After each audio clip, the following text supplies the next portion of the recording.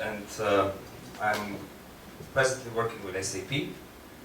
I'm an area product owner for a bunch of topics, mostly in the UI area. So the official umbrella of the topics is UI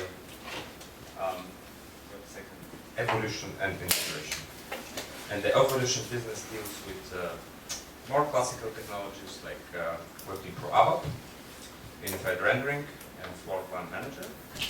While the integration deals with things like NWBC,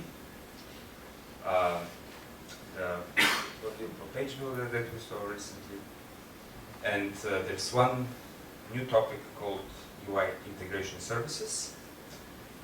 And most of these things, except for the classical technologies, ended up being shipped with an add-on. This is the UI Addon from NetWeaver, which comes apart from these UI integration services, and then it also comes with the development kit for HTML5, which you also know as SAP UI5. So the idea is that once you install your add-on, you will be fully enabled to create high-fidelity, innovative user experience on top of your ABAP backend. Yeah? And one of the value propositions of this add-on is that it's released quarterly. So, the rate of innovation that will reach the adopters should be quite high. And I'm not going to spend too much time on the add-on itself, marketing it. I'll rather show you stuff. But I just want to bring your attention to a blog by a colleague of mine, Filip Misowski. He published this blog on SDN. Let me see if I can find it. Here it is. So he talks about the add-on. Yeah? So he talks about the development kit for HTML5, which I'm going to call SAP UI5, because that's how we know it. He talks about the NWBC 4.0 as an integration shell. For those of you that don't know, but you saw that actually your NWBC homepage looks much better than mine. But ultimately, it's a shell that allows your end users to have a role-based access, basically content, regardless of the content. This is what NWBC is. It's a shell that renders content, whether it's SAP GUI, whether it's Working Pro ABAP, whether it's UI5. It could be actually any web page, as a matter of fact, it doesn't matter. Yeah? And there's also the UI services. Now, the UI services is something new, something that you haven't heard of, and how should I say? It's not. There's not too much substance in it at this point in time. But I think the value proposition behind it is quite high. So that's what I want to demonstrate to you today. How you can combine these three in order to achieve some cool stuff. And the coolness and the value proposition are in the area of UI integration. Yeah. So basically, do you really have to throw out your existing investments if you want to go towards UI5? Maybe not. Maybe you want to actually bridge the two. Maybe you want to renovate slowly by expanding scenarios and utilizing what you have so far. But it also goes towards the direction of adding enterprise qualities to your UI5 application. Because UI5 today, SAP UI5, it's a library, right? Control library that allows you to easily consume content from gateway. But what about things like globalization? What about things like security? What about things like personalization, configuration, some persistency of some of your UI settings? Yeah, these stuff are not there. You have to look for them somewhere else, including navigation. Yeah, and navigation between targets. How cumbersome it is. Those of you who know OBM, for example. Yeah? That's not an easy problem to solve.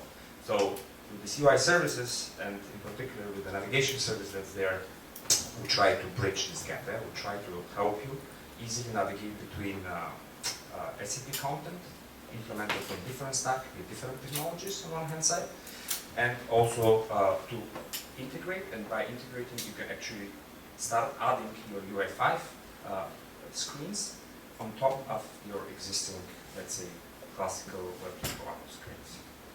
Just an example. So that's what I'm going to try to show you today. Yeah? How you can do this. And this block is the beginning, so we're going to be adding content here to this block. Does this make sense, Sergio? Makes sense. And just a question, how much does it cost?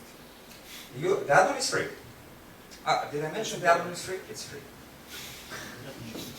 No, we're listening. You mean no extra cost? No extra cost. No extra cost. And it's release independent in a way that it can go to your 702. It's not fully release independent, but let's say it's release independent as of 702. So if you have 702 going higher, you just install the add-on and you get these things. And every 3 months, we ship another add-on. You just have to make sure that you install it on top of it.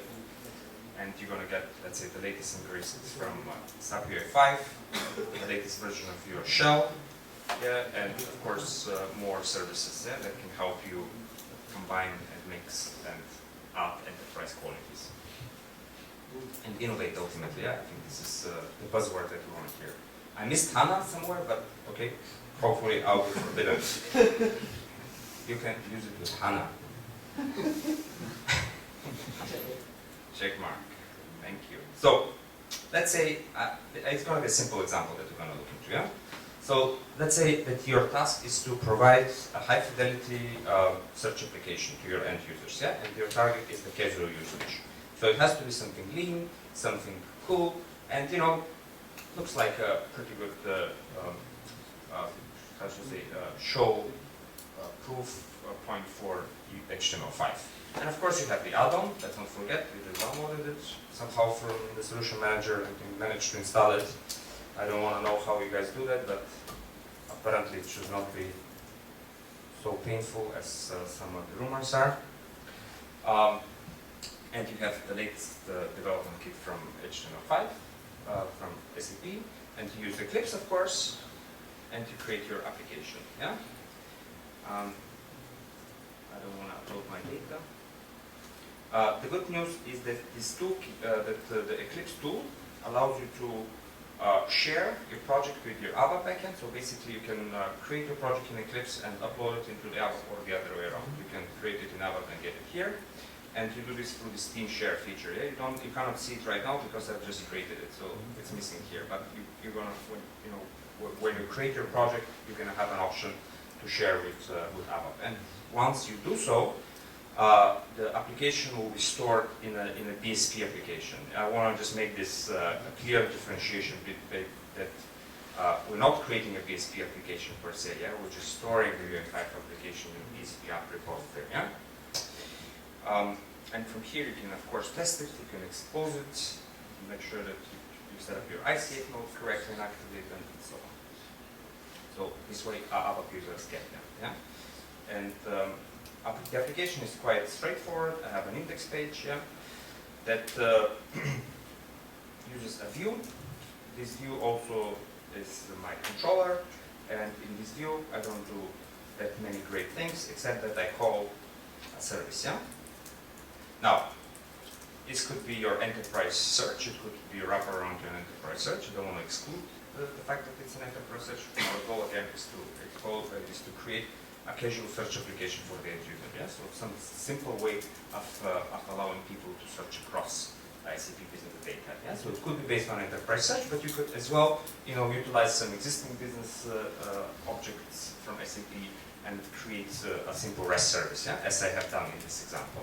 Yeah? And in this REST service, let's not forget that UI5 could use very well, works very well with all data, but doesn't have to be all data. So this is just a raw REST that I'm using here. And I'm building a table, yeah. Ivan showed you how easy it is, right, to do the binding. So it's very similar to this. I call the service, right, I create my model, yeah, just for completeness. And then I start adding my columns, right, and the columns are based on the model. And at the end of the day, you're gonna have, you're gonna end up with this screen here, right? It's a very lightweight application that searches across products coming from this enterprise procurement model app that's available standard in any NetWeaver system. And somewhere the UMTS PDA should be available here. Somewhere, exactly. You're the famous UMTS. But yeah, so if I probably search down, do you remember the product ID? No. I don't remember it either, but it's somewhere here. Yeah. It's the same app, yeah. So it's simple to use, right? I put HT, a search term, it searches, right? If I want to refine it, it searches again. I mean, that's nothing too sophisticated, but it's a quick search. Now, you're done with development. You might think, okay, you know what, I used part of this add-on, I use the Eclipse tools, much easy, you know, I deployed it in my ABAP repository. Yes, so now I can take advantage of the security aspects of ABAP, yeah? And of course now my challenge is how do I deliver it to my users, yeah? So you have two aspects that you probably have to consider. One is the pure logistic aspect, yeah? So namely, how do I get the content to the end user, yeah? So that they can start consuming it, that they know about it, yeah? And then probably a possible answer to this question is, why don't you use something like PSEG? Yeah? And then if you have this shell and the BBC shell that we saw earlier, yeah, then you're going to get it automatically. Yeah? If you just add another node to your PSEG tree of type web application that points to this business, to this BSP app that sits in the backend, right? You should be able to get it to your users, yeah, through your shell, through your role-based access shell, yeah? Whether it's Portal, whether it's NWC, yeah, you can get it. But the second aspect, which is more interesting, is the product experience aspect, yeah, from an end user point of view. How does he expect to get an application? Yeah? So if you're talking about a quick search app, is it the most optimal way that I have it somewhere in my user menu, that I drill down, I open it just to do a quick search? Yeah? It's a bit counterproductive. Yeah? So if you're talking to the Y generation, and the casual users are probably the generation Y type of users, these are users that are very much used to working with web browsers. Yeah? The web browser is their starting point. Yeah? This is their life revolves around it, or their iPhone. And there, they do searches slightly differently. Yeah? How do they do searches? Well, they come in here, let's open a Chrome. I like Chrome better, it's the most popular browser. I go with the trend, of course. And if I do my search here, right, it's interesting that it has some search suggestions that appear, but if I just hit HT, which is you know, what I just did as a quick search, you're going to get your search results, yeah, in a page. And what's interesting is that, I don't know if they have it here, they have like search suggestions, yeah, they have also search suggestions, yeah?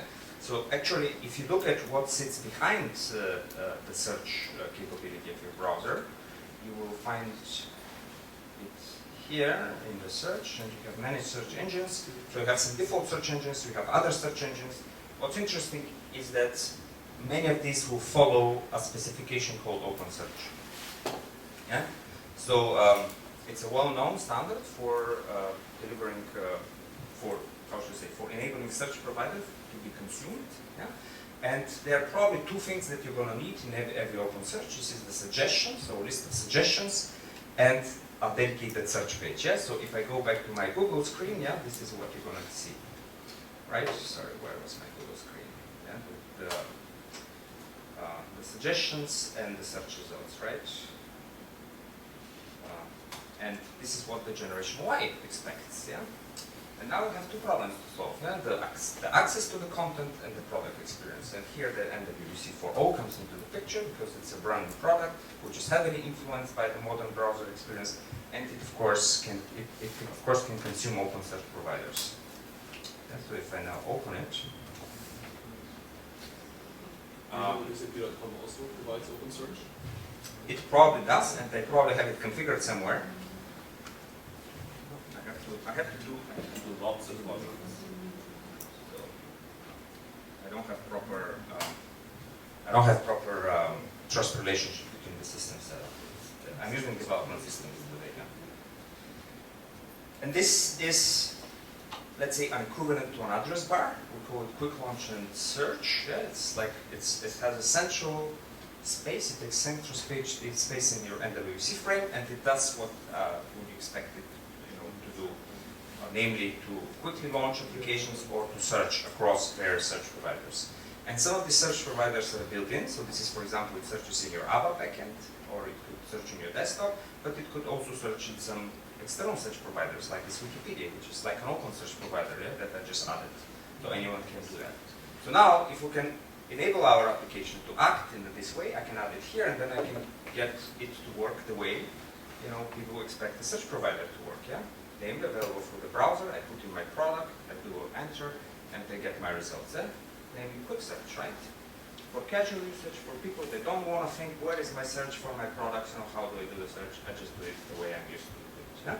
And that's easier said than done, but doing it is also not that difficult, because my UI5 application already it works with the REST service, and chances are this REST service outputs something in an Atom feed, as an Atom feed, and OpenSearch relies on Atom feeds, so it's very easy to change my REST service. Actually, you don't have to change it much, to tweak it up a bit so that it behaves like a search provider. Yeah. So if I look at the very same, let's say, service that I used in my UI5 application. And if I go and look for it in ICF, here it is, it's the same one here. And if I tested it, you see that actually the default test produces an OpenSearch like model, like a declaration that tells two things about this OpenSearch provider. Namely, it has a suggestion URL here, and it has a dedicated search page URL. Right? So any OpenSearch consumer can utilize this, for the suggestion box, and when you do the search, and you hit enter to take it to the search page, And actually, the output is very simple. I have taken the liberty of extracting it and preloading it just to save some time. So this is the search suggestion. You see, it's a feed. It's an Atom feed. I have items with images, with text, with descriptions, and with URLs, that take me to the details of this item. And here you can see this product list, that you just, you see here, But of course, suggestions is not based on search criteria, but it's more freely interpreted, and that's why the search provider also helps you to fine-tune the result. So if I copy this link here, and if I substitute the query term with HT, I would actually get this. So so I'm using the UI5 page that I just created for my search provider. I didn't have to do much, by the way. I just have to tweak out the response for the suggestions. The rest is a declaration. So the extra work is producing this XML. So this is the difference between my UI5 application that I originally started with and ending it with the search provider. And now I can go in my PSCG role, that is used, let's say, for several PSCG roles, that I want to basically, I have users assigned to them, so I want to push my application to these users via these PSCG roles. And here, in this special node, and search end, I have all my search provider registered. You saw the Wikipedia one already when I was in NWVC, but you also have these products, And these products, you see, it's based on the same ICF node that I just had. And now, if I go to NWVC, I have, because everything is preset, so I have to hide some stuff in advance, so I had it here to begin with, but I just chose to hide it, so that's another feature that NWVC provides. It allows you actually to fine-tune the search providers that you have, so you can rearrange them, you can push one of them higher than the other, and so on. And now I'm just going to enable it. And if everything works fine, I should get my suggestions. Here they are. This is my EPM product search. You see the HT. Somewhere here is the UMTS PDA, right? There we go. And if I just hit enter, I'm going to get my search application, the UI5, right? So that's an easy way to deliver content to end users, using two of the aspects, two of the key features of this add-on, the UI5 development toolkit and then WVC. But now comes a more interesting question. I mean, what happens when I click on one of these links? What is the details page? Do I have to continue developing? Chances are I already have a product, a transaction that displays products, right? Whether it's, and actually if you check EPM, the referencing application, you'll see that indeed you have such applications. And I think we saw it in your demo as well, right? This EPM search details page, maybe not. It's completely made up, So you see, you spend some time doing that, right? Better if you just, come on, help me here. Yes, of course. So Many nights. So wouldn't it be nicer if you just get it, if you just somehow can link to it and reuse it in this context of, context of, let's say, a free spirit of casual usage in HTML5, of course you can, but it's not that easy, yeah? Because chances are that if you attempted to do it with the knowledge that you have today, you'll probably end up coding here a very ugly URL, right? Because the URL for a working pro ABAP screen, let's say, is several lines long, yeah? And chances are that it's unstable, chances are that it's shell dependent, and so on. And this is why we give you the navigation service, which allows you to easily derive, or navigate to targets based on logical links. Yeah. So in your application, you're going to be coding against logical links. Yeah. And the navigation service will return you the right link for the given shell. Yeah, the right URL for the given shell. And in our case, if I just click on it, you're going to see that that I'm actually rendering it. I'm rendering it in an iframe, but you can choose how you want to render it. Yeah, if you do it in a really smart way, and that's what I want to do actually, show you how to do it in a smart way, so that not that you just have a linkage, yeah, that you just navigate. By the way, this is SAP GUI, yeah. See what I can do. I can do some tricks here. But you can do it in a way that allows you to build also high fidelity application based on these old technologies, right? Because if I click on the favorites and if I try to extract the real URL, you're going to see some interesting things about it. You're going to see that it's based on URL fragments. Yeah? So the first part of the fragment is the logical link, and then it's the parameters that help you figure out the business parameters, yeah, that help you get the instance of the application. Yeah? In this case, it's the product ID. But the implication of using such a URL construct is that A, I create humanly readable URLs that are bookmarkable, that are integratable with the browser history. Has anyone tried to click the browser button when you're running a Word Pro application? Yeah? It simply doesn't work. So this helps you address that. Yeah? I can share this URL with colleagues because actually, I'll show you in a second, on top of this there's a UI5 application setting. So I can actually send this URL to anyone, and then they can open it in their user agent of choice. So they do not have to have NWVC here. Yeah? So let's show you how to do that. So if I go now to my agent of choice, I can just click the paste button, hit enter. I'm not going to wait too long. It's here, yeah. And now I can add it to my favorites. Bookmark this page, right? And next time I hit my favorites, I'm going to see this screen, yeah, which is somehow suboptimal, but I'm still going to see that screen. And I don't have to have NWVC to render it. And because it's humanly readable, you can also quite easily code against it. I mean, come on, how complicated is it? And one application of this hashing, yeah, is that it's actually client-side rendering. So this allows you to build dynamic.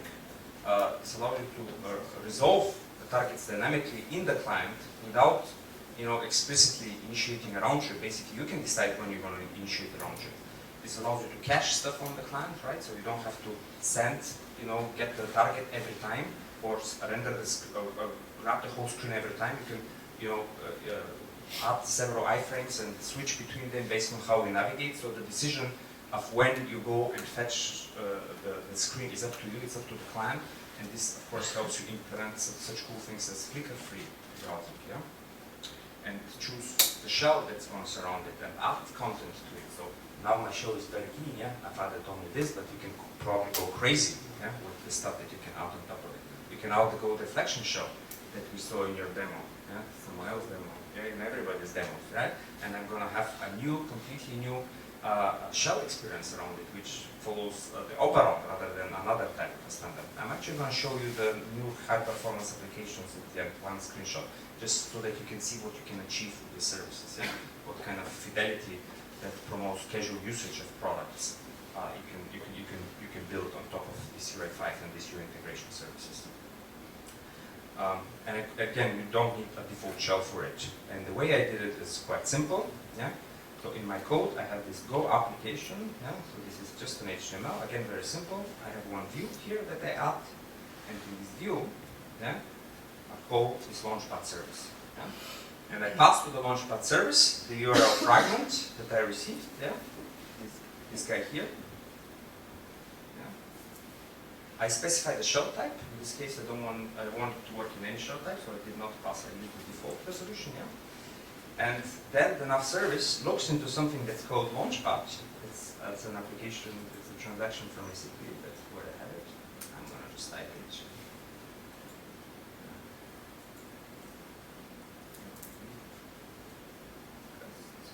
Now we come to the conclusion, right?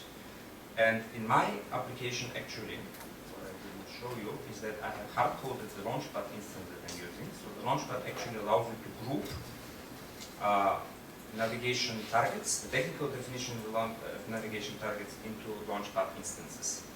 Yes, so I can hard-code it for simplicity, but you can do more elaborate things with it. So this is the instance that I'm using, and this. Oh no, it's not it. The next one is the goal.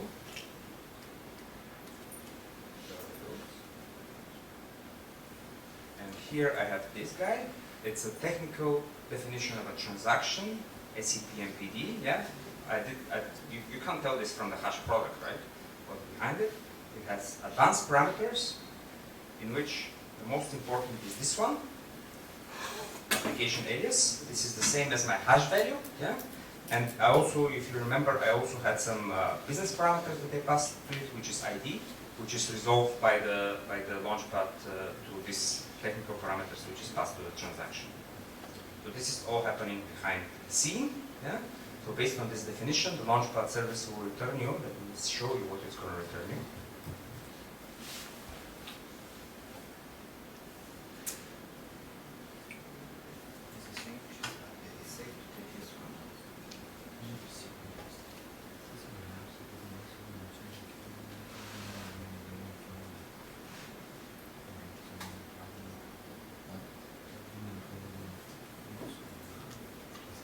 It's going to return you this, and here you see the good old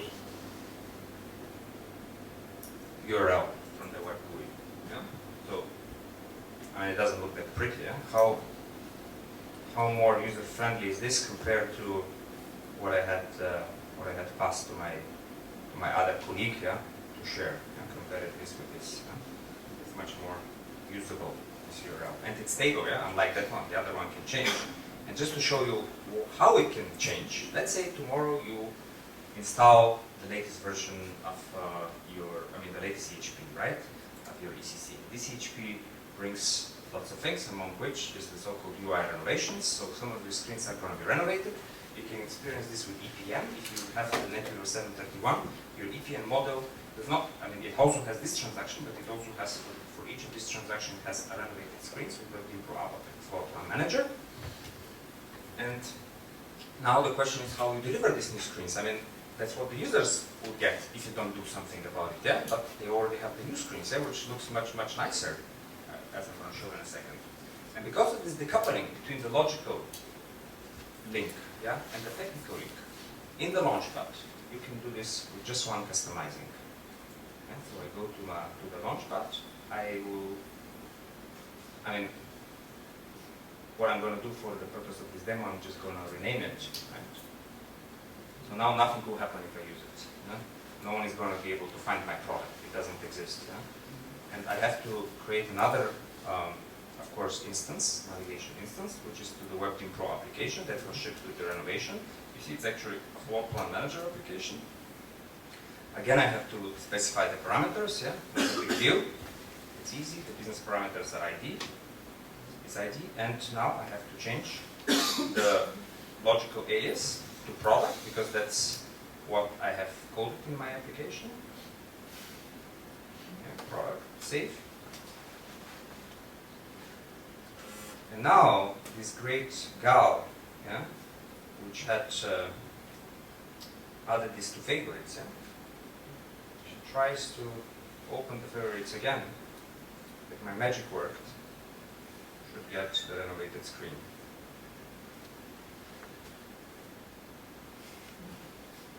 Here it comes. That's a different spinning wheel. First time. Take it easy. Take it easy. Compiling. No? No? There you go. It's a quite different screen. Black. Time's up. Wow. So now you can use it as, so this decoupling allowed you actually to quite easily, change applications and deliver them to your users. And just one side note, this is not a proof that SAP is going towards timeless software implementation. I don't know what it is. Yeah? By this decoupling, we just renovate the UIs, independently from the backend. And all that with this UI services. And now, if you just to show you, because Ivan, because of your screen now, people don't believe me that there is a change, right? So now, actually, I had a nicer picture here that you can take this URL, this humanly readable URL, and you can send it to a colleague of yours, right? This is what I missed to show you. Yeah, we should try to sell these 15-inch laptops to that customer, yeah, and you show them the link, and they can open it in their browser, and this is what I actually showed you with the Firefox, yeah, that they can use the agent of their choice. But again, not only for those guys the application has changed, but it also has changed to your more expert users, let's say, that are using NWBC.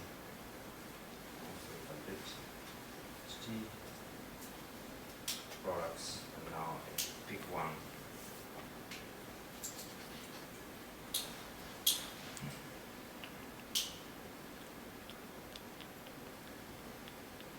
Here it is. It's the web info about screen. And all it is unancient data. And it's easy to use the services. We provide 3 layers of the services. The APIs for the services exist in 3 different layers. They exist in ABAP. Yeah. So you can, I'll say why it exists in ABAP in a second. You will expose them also as web resources, as OData services. Basically, what I just showed you, if you remember in this in the IE when I was testing it, was an OData service. No, I actually showed it to you in Chrome, right? I'm sorry. This is an OData service, right? It's an OData response. They exist as web interfaces, as OData, and they also exist as JavaScript APIs. Yeah? So you can easily code against them. And if you don't like any of these layers, yeah, you can fall back to the next one. Yeah? So for example, if you're coding in Silverlight, not that you should be you, or I encourage you to do that, yeah? You can use the OData stuff. Yeah?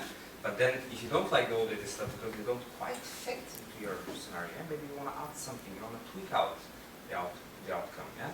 You can go and fall back on your ABAP APIs, and on top of that create your service.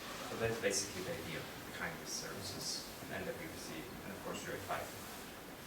And that's it from me.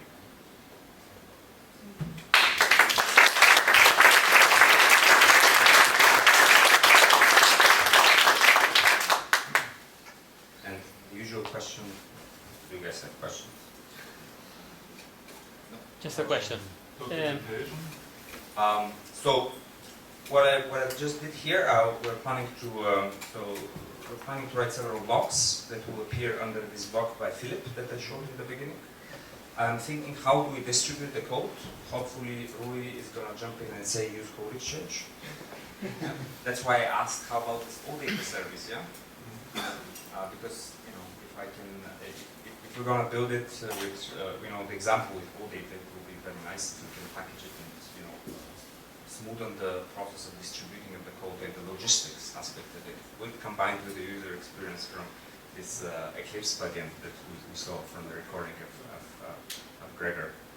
And the plan down the road is also to merge, hopefully, with the demo kit from UI5, because at the end of the day, if we say that this casual usage, this HTML5 ways of using it, this client-side rendering promotion that we do, then of course you have to expose them as one consistent JavaScript library and demo documentation. But for now, you just have to use the good old SAP help. It's documented there. Not optimal, yeah, but we're going to improve. If I understand well, so I can create a project in Eclipse and then deploy it on the ABAP stack and install on BSP repository. This is the standard value proposition The from device. the HTML5 So, development. at the end, since I see the deep link for the URL for quick access to the single product in the web page. At the end, this application is considered as a stateful or stateless. What I just showed was a stateless up to the point that I showed the WebGame Pro screen. Then this is a stateful application basically. This is okay. Running inside a stateless frame. Okay. Yeah. And So the plugin is stateless. Plugin. The new well, is stateless. this part here, yeah, when I'm showing it here, right? I mean this part, this frame, I mean it's very thin, right? I could have put actually a gold reflection. You know what? Let me just show you quickly a better example with this because then you can fully appreciate it. Yeah? And I'm gonna do some, how do we call it in the sales case? Upselling, yeah. Upselling, promotion, yeah. Hidden advertisement of another line of products from SAP, the high performance application based on HANA's.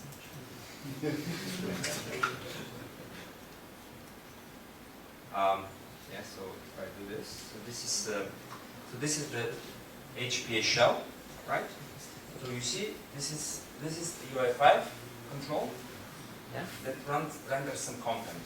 And I mean, we did not pick the WebGame Pro ABAP, but they also have, you know, when you drill down in one of these graphics, yeah, when you drill down in one of the graphics, let's say you find a particular product, now you want to see the details, when you click it, inside this shell it's going to render the WebGame Pro ABAP app, yeah. And the of course the WebGame Pro ABAP app will be stateful, yeah, but the thing around it will be stateless, in theory. In reality, both share the same state, because we also have a way that's coming with the new shell API that we will release in the next version, officially to the public. We have a way to do session management between different applications. So we can offer you also, you know, this is the enterprise qualities that I'm talking about. This is one of the value propositions of these UI services. Yeah? That this is type of the things that are missing if you do pure UI5 development. Yeah? How you're going to register sessions, yeah? How you share user identity across different applications. Yeah? That's the direction that we're going to go. But this is just an example of, I mean, that's more, how should I say, more easy to sell than mine, yeah? Of how you can benefit.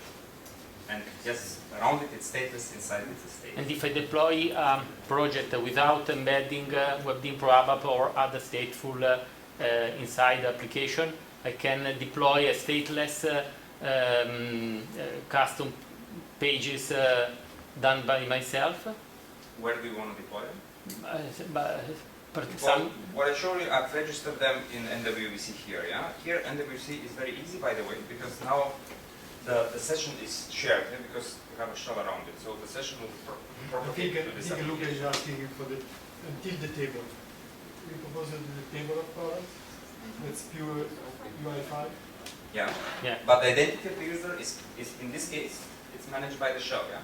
But if I start it on my own, yeah, let's say I receive an email with the link, yeah, I'm going to go directly to the next page, and of course I'll have to authenticate myself because it's hosted in ABAP, right?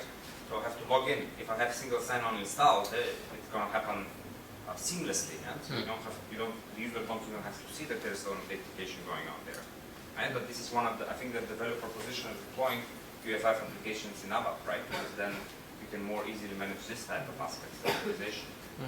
Okay, thank you. I hope I got to your question and I hope I answered. Yes. And is gateway prerequisite?